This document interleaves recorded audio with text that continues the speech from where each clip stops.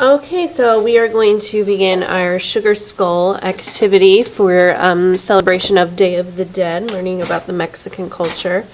So what we're going to do first is you're going to get a stencil that looks like this and a sheet of white paper, and you want to take the sheet of white paper. I'm going to take this side, the right side, and I'm going to fold it to the left side. Notice how my paper is upright. It is not side to side. Upright, okay? Vertical. So I fold it, take the right, make it meet the left, fold it down, and then I scooch my hand over and I crease. Okay, so now my folded edge is on this side, not this side. This is my open edge, folded edge. You want to take your stencil and you want to lay it on the paper. Now you want this straight edge to meet the folded edge.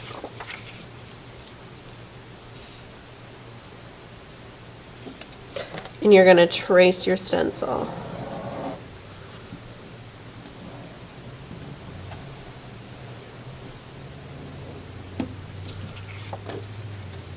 Okay, so just like this. So what we're going to do here is we're going to create a symmetrical image. So what that means is it's going to be the same on both sides. This is only half of my sugar skull. So I'm just going to draw half of it to begin with, and then I'm going to teach you a technique to transfer this half onto the other half, creating a symmetrical image. So when I draw a sugar skull, I have to think about what I see in sugar skulls, okay? So I'm just going to focus really on the nose, the eyes, and the mouth. All the designs really I think I'm going to put in later. So I want the eyes to be symmetrical, so if you want, you can get a circle stencil or you can just free draw it.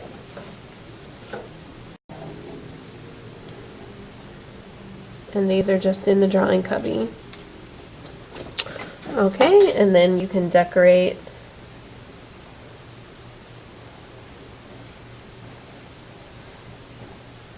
inside that circle.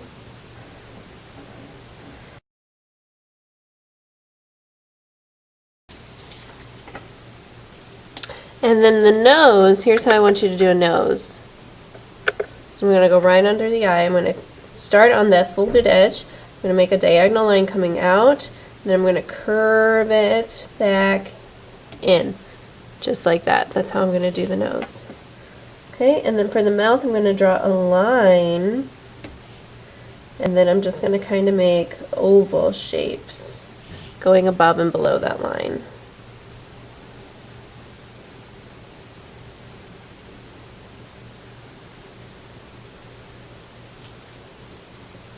Okay. All right, and then maybe I want to do just a few designs.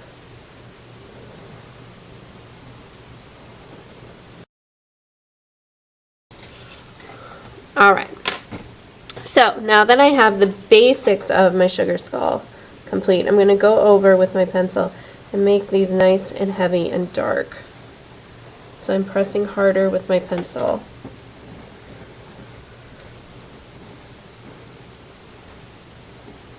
Normally I always say draw light till you get it right, and that's true, but now that I've drawn it, now it's right. Now I'm going over with pencil, making them heavier. Alright, so now that I made everything heavier, I'm going to open up my sugar skull. I actually want to fold this side now on top of this side. So like this.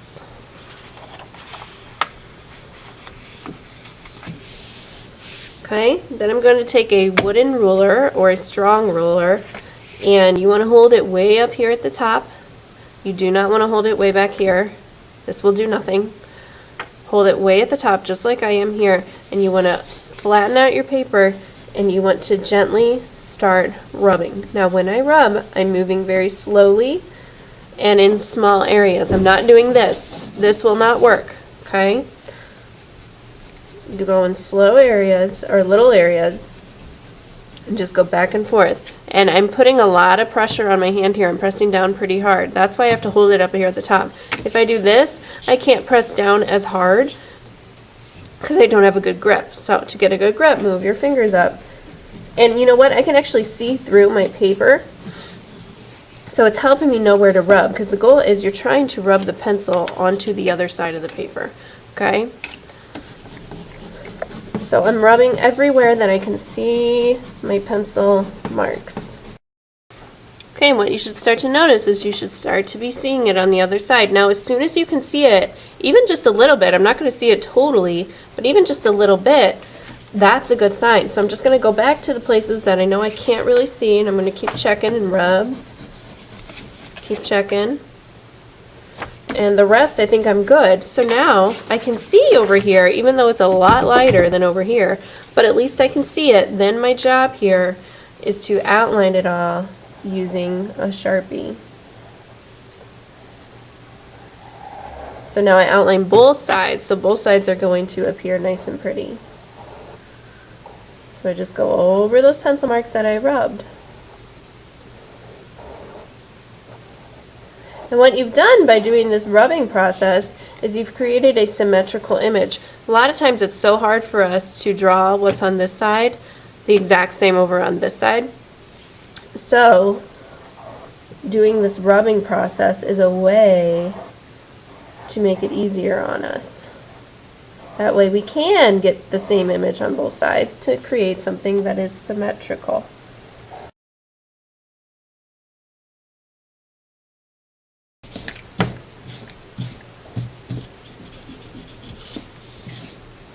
Okay, so now what I'm going to do, I'm actually going to go back to my pencil and I'm going to start thinking about those symbols that help remind me of loved ones.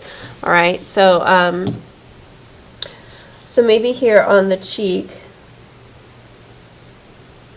I will draw some music notes to represent my grandmother who loved playing the piano and who made her living by playing the piano. So there's my grandma, okay? Over here, maybe I will do a rose because my other grandma loved to plant roses in her garden. Okay, so now I have something that reminds me of my other grandma. Maybe I will draw a dog bone up here to remind me of my dog.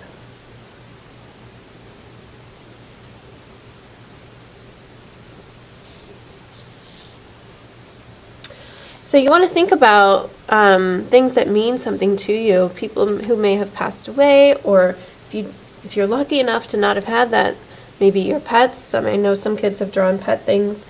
And if you don't have anything, then you are so lucky, and then you can just design it, okay? So but you really want to try to make it meaningful. So I'm going to keep adding some symbols that mean something to me in my life and people who have lived in my life that I want to celebrate. And then I will outline those with Sharpie as well.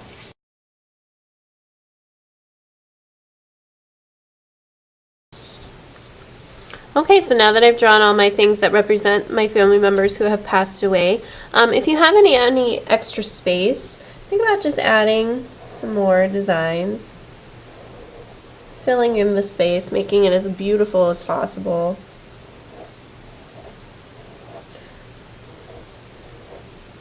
And if you want, you could even do the symmetry thing again, draw something, fold it over, and rub. That's totally up to you. Now my sugar skull is all designed, and I've outlined it with Sharpie, and now I'm going to go get my washable markers. And I'm going to begin just outlining some things with my washable markers. So I want to pick my colors.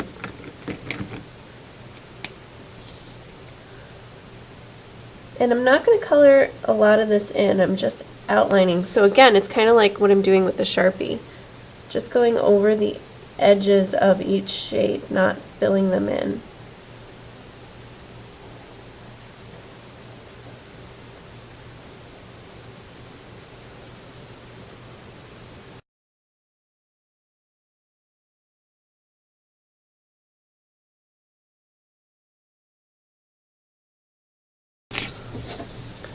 Okay, so you can see here how I've just outlined everything, and then as I was working, I realized I want some things to be kept all the way black. Like I want my music note to be black, so I'm just going to color this in black.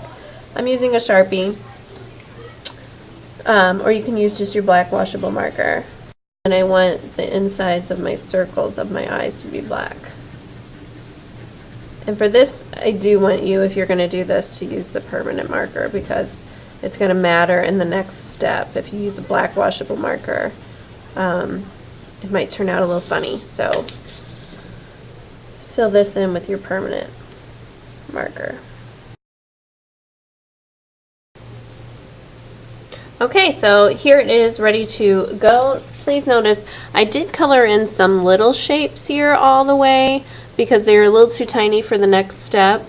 And you'll see what that is coming up. Okay, so now I am ready for the next step, which is kind of painting a little bit.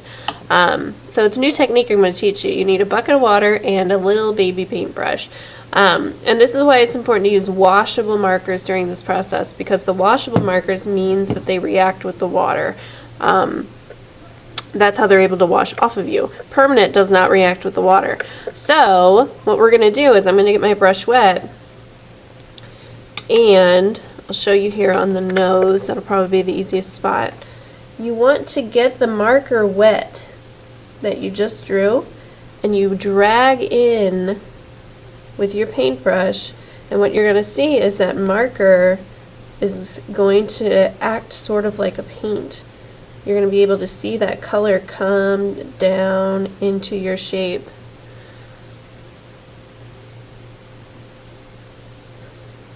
So this is why I say it's kind of like painting, except we're not really getting any paints out. We're just using the washable portion of the marker.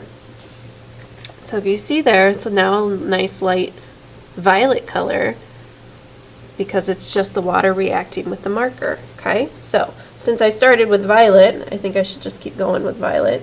So you just want to, it's the exact same thing as regular painting. You know, you drag your brush, you don't give it bad hair days, except you're never just putting your brush into a paint. You're just putting it right onto the paper and using the marker that is there to act as your paint. So this is a nice technique, especially if you don't like to get too messy. This one's a little cleaner. You don't have to get any paints out, so there's less stuff at your table. And it gives you sort of that same kind of paint-like look when you're all finished. Okay, so this is how I'm going to do this sugar skull. Please rinse your brush between colors just so you don't get them mixed up on your sugar skull design. And I'm just going to keep going here. I do not want to paint in the areas that I colored in all the way though, because they're already colored in for me. I don't need to paint anything there. So just the areas that I outlined are the ones that I'm going in here with the water and dragging in that color. Okay? Alright, so I'm just going to keep working and I'll show you when I'm finished.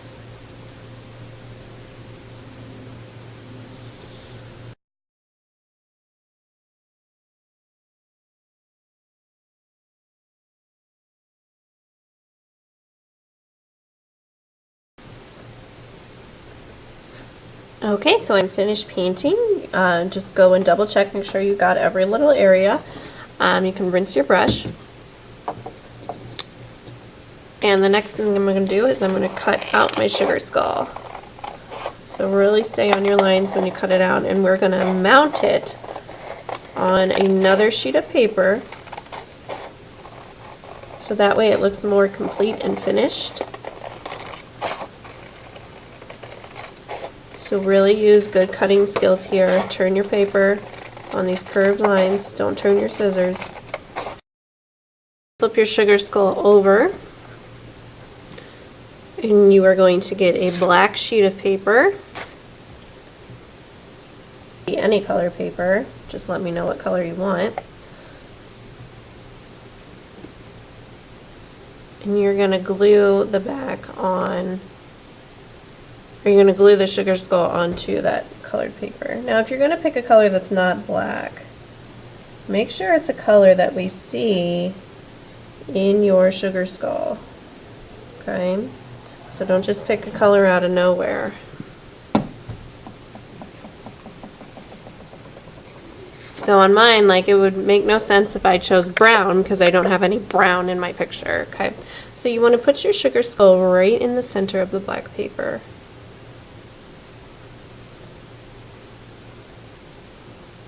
You can tilt it if you want. I'm going to keep mine straight up because there's not a lot of space on this black paper. I'm going to press it down. Okay, and just a few more steps before we call this project complete. Okay, so I mounted it on my black paper. Now what I'm doing is I'm going in my colored pencil bin and I'm finding my metallic colors. Okay, so these are the ones that are shiny. These are going to show up on black paper. Now you can use these or you can use construction paper crayons. Either one's going to look good. I chose metallic just because I wanted that nice pretty shine. And so now I've made designs in the background. I actually drew these with a pencil first. And now I'm just going back over with my colored pencil, because that way if I made a mistake I could erase. Now I'm just going back over it. So you can play with putting patterns, any kind of design you want back here. Just make it look pretty.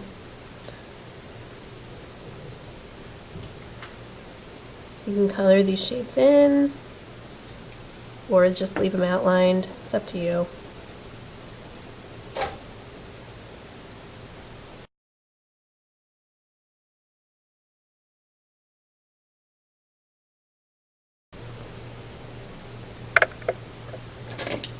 Alright, so now that I'm done with my metallic colored pencils, there is one final step. Now you don't have to do this step if you don't want to. So what I'm going to do is I'm actually going to get out some glitter glue, okay? And I'm going to pick places on my sugar skull to put the glitter glue.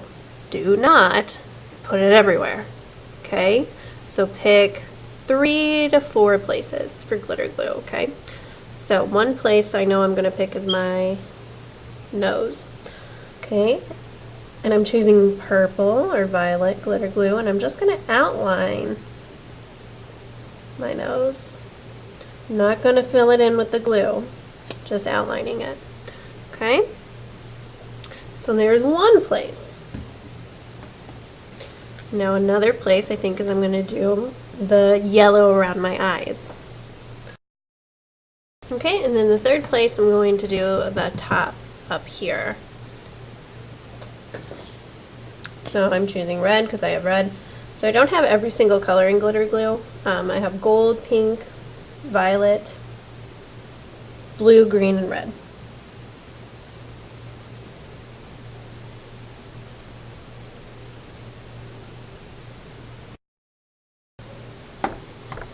Okay, so that's 3 places that I chose to put some glitter glue. Now the glitter glue has to dry before I do anything else with this. So I'm just going to set this on the drying rack to dry. And this is our sugar skull all complete. We are showing symmetry. We are showing personalization by adding things that mean things to us from family members. We're adding color, texture, that glue. Once it dries, I'll be able to feel that glue. So that's texture, the way things feel. And we've made art from a different culture.